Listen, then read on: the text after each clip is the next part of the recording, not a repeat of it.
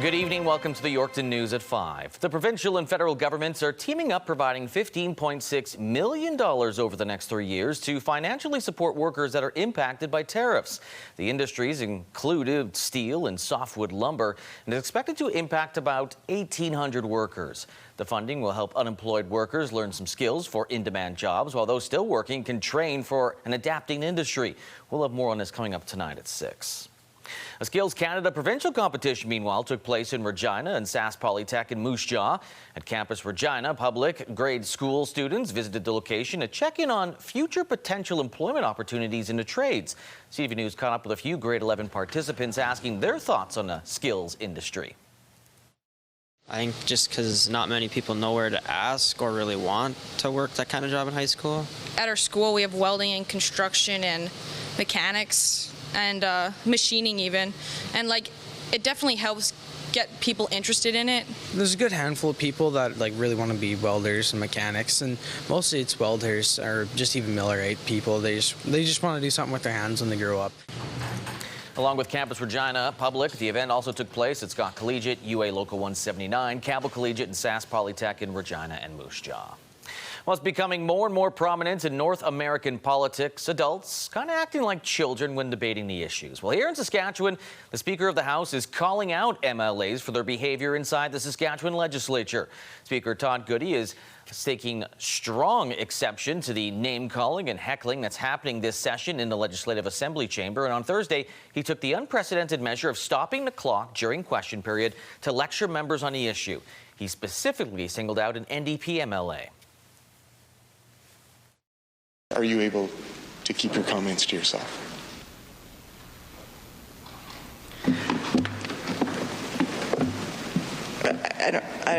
I'll do my best, Mr. Speaker. A lot of people talking in here today. I don't know why you're addressing me specifically.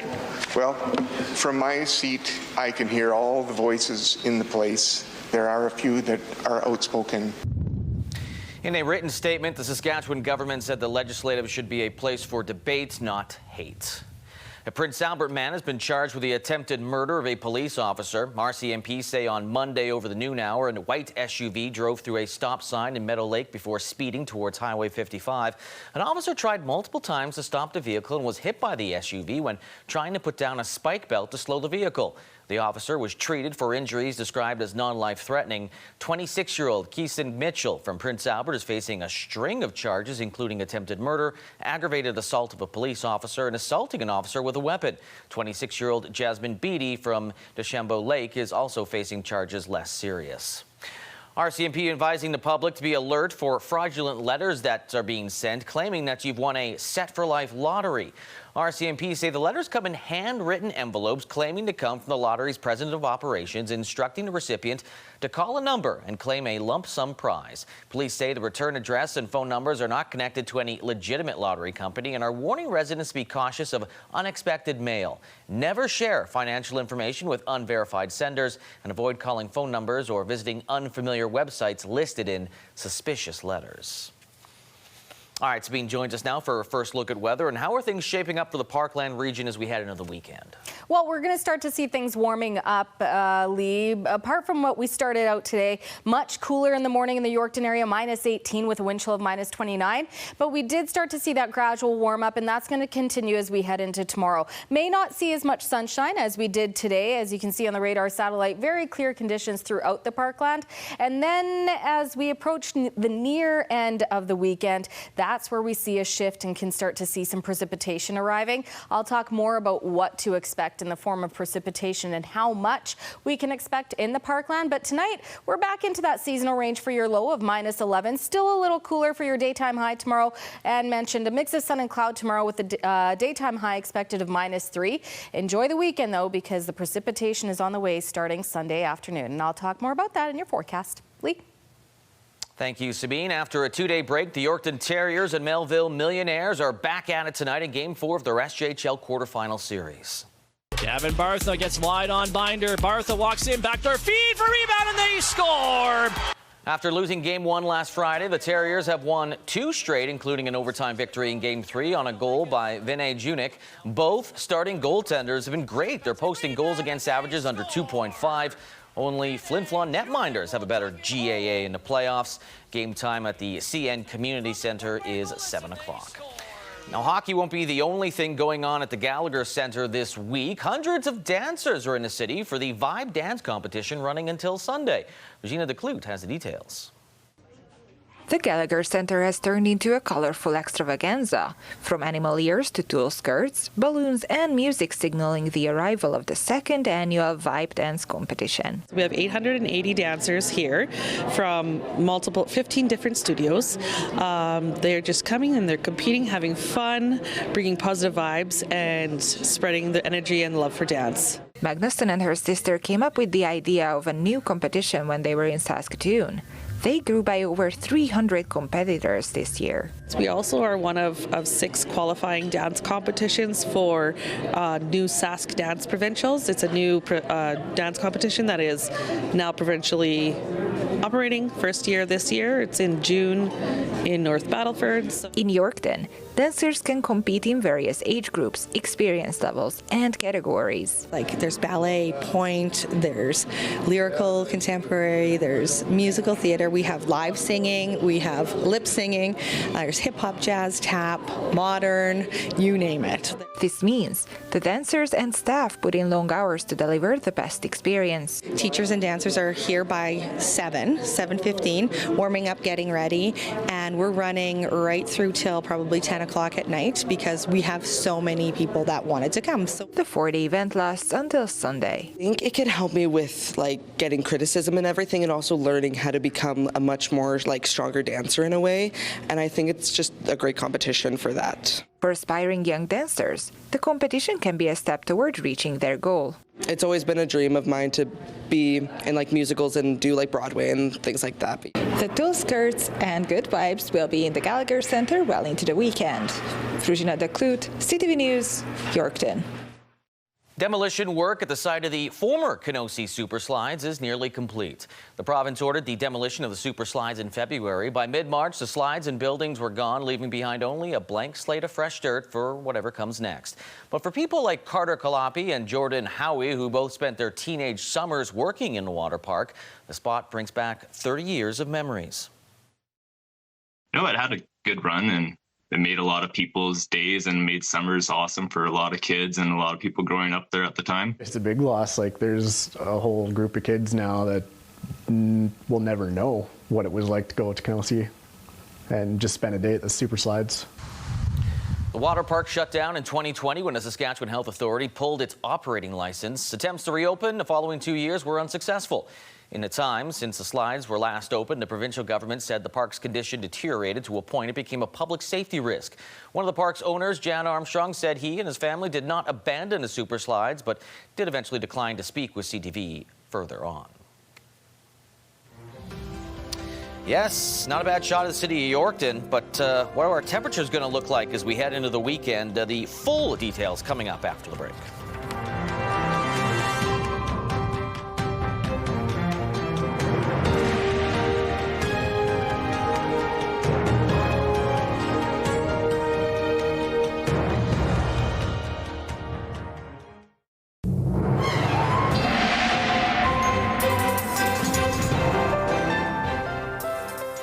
Sunshine came out today and helped melt some of the snow that we've seen on the ground.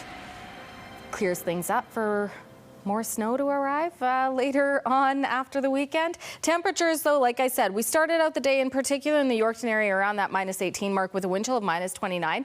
And then later into this afternoon saw a warm up to about -7, -8 with a wind chill of about -13, 14. So not as warm as the average daytime high of about +3, but like I said, we did see the sunshine. Now, heading into this evening, we will still see clearer conditions before later into the overnight. We'll see more of that cloud cover rolling in, and then we do have precipitation on the way. However, what we're looking at right now, it's just mostly cloudy conditions to start your Saturday, and then we do have some snow coming through, but that's going to stay more so into central northern Saskatchewan. It's not until we get into Sunday night, or I guess Saturday late night into the overnight, where we start to see some of that snow arriving for the Hudson Bay area. But this is what I want to talk about, because that snow really isn't going to start to arrive until we get into late in the day on Sunday, and then Sunday into Monday is where we're going to see the bulk of a lot of that snow, and most of that system is coming from the south. So this is what we're looking at. Not really anything to worry about for Saturday. It's not until we get into Sunday. So by Sunday afternoon, we'll see trace amounts for most of the parkland, but of course Hudson Bay, as we already saw some of that snow arriving Saturday into Sunday, 5 centimeters is expected, but by the time we get into Monday morning, much of the parkland expecting more of that snow. Watrous seeing up to 9.6 for Humboldt, but I do feel like I need to point out, with those accumulation numbers, we also have a mix of wet snow and rain in the mix, so some of those numbers may be off just by a little, just because when it's adding into that accumulation, we're going to see mixed precipitation coming through. So something to keep in mind as we're heading into this season of wet snow, rain, snow mix coming through. Now tonight we're still, well, around seasonal for lows for Humboldt Watrous, -12, cooler for Swan River at -16, warming up tomorrow, -3 for many parts of the parkland, -4 for Wynyard, -1 for Hudson Bay. And then tonight for Yorkton, dipping to -11. Like I said, the average low is about -9. Average high is +3. We'll be getting to -3 for Yorkton tomorrow, mainly sunny conditions. And here's a look at what we've got coming up. So we don't have any actual daytime average numbers here because they're all still below the average. -3 for Saturday and mainly sunny. -3 with mostly cloudy conditions by Sunday, and that's when we'll start to see the snow arrive later Sunday into Monday. And like I said, we'll probably see some mixed precipitation as of right now, though, with those temperatures as well, looking more so like that snow in the Monday into Monday, and also with the winds up to 40 kilometers an hour. Expect some visibility to be affected by that. By Tuesday, -4, mostly cloudy. -3 Wednesday, warming to 0 on Thursday, mostly cloudy, and by Friday, -1 and cloudy conditions. Up next, find out how you can support a local organization who is taking kids off the sidelines. Stay with us to learn more. Do you have a community event you would like to promote? Or maybe you'd like to draw attention to your organization? Let your local CTV station help you spread the word. Contact us at 306-786-8444 or email yorktonnews@bellmedia.ca. You can appear on CTV Yorkton's News at 5 and get your message to our viewers.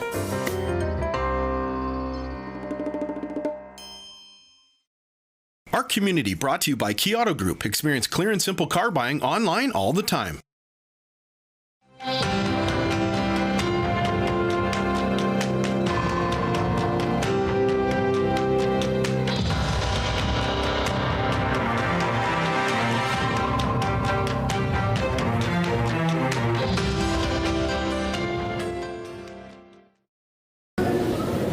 Welcome back. Today I'm joined by Ben and Catherine, and we are going to be talking about the Golfers Kidsport organization. Wow, I could barely pronounce that. I'm so sorry, guys. That's okay. How are you? I'm good. So we are Yorkton Kidsport. We are a local chapter, and our initiatives, we raise money essentially to get kids off the sidelines, and there's an application process, but everyone wants to get the kids off the sidelines and play sports that they love. Every year we try to raise more and more money because it's a greater need. In fact, last year we put 112 kids around there through sport. So it's just a growing number. Our economy's tough, and just helping families get their kids into these types of activities. So how should we imagine this? Like you said that you're getting kids off the sidelines. Yeah. So in practice, how does that look like?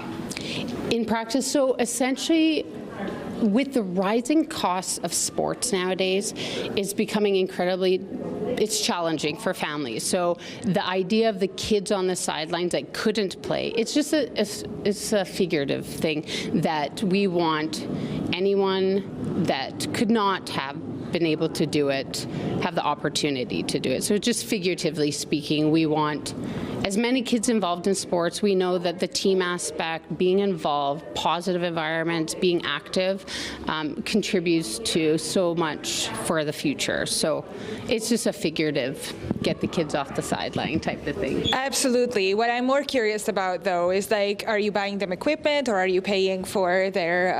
Okay, so we do not do equipment. There are other programs that do that. What we do is they upped it from $500 to $750 a kid per family.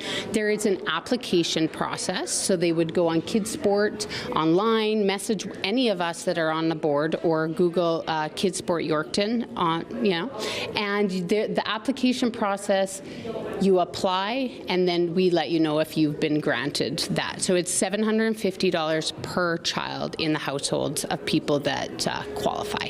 Absolutely. Thank you for the clarification. Like, I can't really speak today, it seems. So what kind of fundraisers have you been doing lately?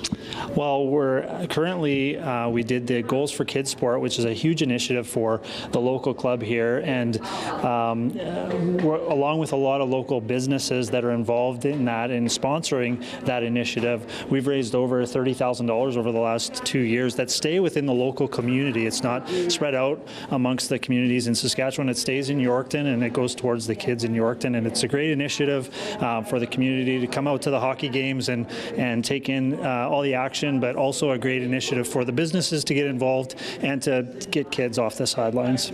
That's a wild amount. Mm-hmm. That's so great. Thank you so much for fundraising for the community. Do you have anything else coming up in the future? Not to be demanding, but just...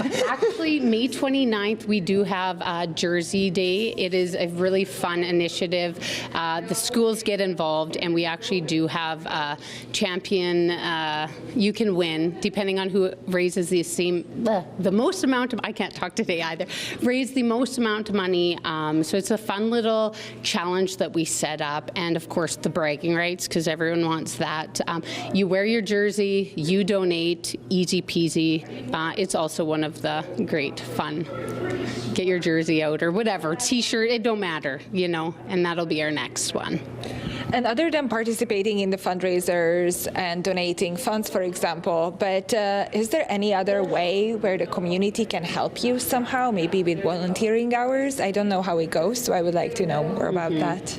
Honestly, Ben and I, whoever you want to reach out to, Doug, any number of our, whether on social media, shoot us a message, or us, you're curious about getting involved. We always can use help. It's here or there, so it's not super demanding. We have things that we could definitely use help with, and we would love anybody to show up, and we have a great board currently. So what about you think, Ben? No, it's a great initiative for the local community to get involved however they can and reach out, and like I said, something as simple as just coming out to a hockey game and supporting the local community and being involved in the local community is really important to us and to everyone involved. So yeah, we are so thankful for our community businesses. We could not do what we do without them. We have an incredible business community in Yorkton all around. So, well, you already hinted at your website and socials, but can you actually tell us where people can reach you if they would like to find out more? Well, you could go directly to Facebook, Instagram, probably best places to reach out, and the message on there, simple Yorkton Kidsport, and someone will respond. Typically, it's Doug Jonason, and I would give his number, but I can't remember it off by heart unless you want me to go into my phone. But it's essentially go online, you'll find us, and we're really responsive. So whether you're trying to help a family, you want to get involved, you're looking to donate, we're very quick at responding. So we'll find you if you find us. That sounds very good. Thank you so much for your time today and telling me about this wonderful opportunity here in Yorkton. And thank you again, guys. Thank you. Have a good day too. You too. Welcome back into this week's Top 5. I'm Chase from Pure Country Mornings, counting them down with you. We got a new one to start us off at number 5 with Justin Moore, Time's a Tickin'. time's a ticking. A little bit of a fall. Thomas Rhett and Jordan Davis down to number 4 this week with Ain't a Bad Life. Fresh off the new album and up a spot to number 3, Luke Combs, Days Like These. Max McNown pushing his way to the top, but runner-up this week with Better Me For You. Better me for you. And she is setting records left and right, taking her 5th straight week at number 1. It's Ella Langley again, Choosing Texas. Choosing Texas, I can tell. That's this week's Top 5. Thanks so much for joining us. You can catch all of these songs with Pure Country 92.7. We are always streaming free with the iHeartRadio app. Well, I guess she forgot.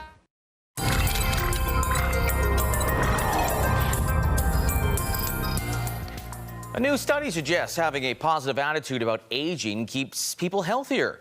It followed more than 11,000 seniors over a decade, testing them for things like memory, math skills, and walking speed. The results show participants with a positive outlook improved in the various areas more than the others who were monitored. The research is out this month in the journal Geriatrics. Brought to you by Saskatchewan Union of Nurses. Thank you to Saskatchewan's 11,000 registered nurses. And a new TV show is being filmed in Regina intended for preschool children. Making friends, feeling emotions, and inclusivity is some of the topics which will be explored in the upcoming How We Do It TV series. Every point of the production is almost entirely made up of Saskatchewan talent. The John Hopkins soundstage is decorated in bright colors, creating a welcoming environment for viewers. It's very inviting, and I think it's the kind of place that preschoolers and anyone who sees the show are really going to be drawn into, and they're going to want to step into this world. And it's this wonderful world of kindness and inclusivity and just positivity. So I think everyone is going to want to see this place and kind of want to step into this world. 27 episodes were filmed and will be airing on the AMI TV channel. That starts in July. That's all the time I have for your 5 o'clock news. We'll be back at 6 o'clock with all your local headlines. National news is next.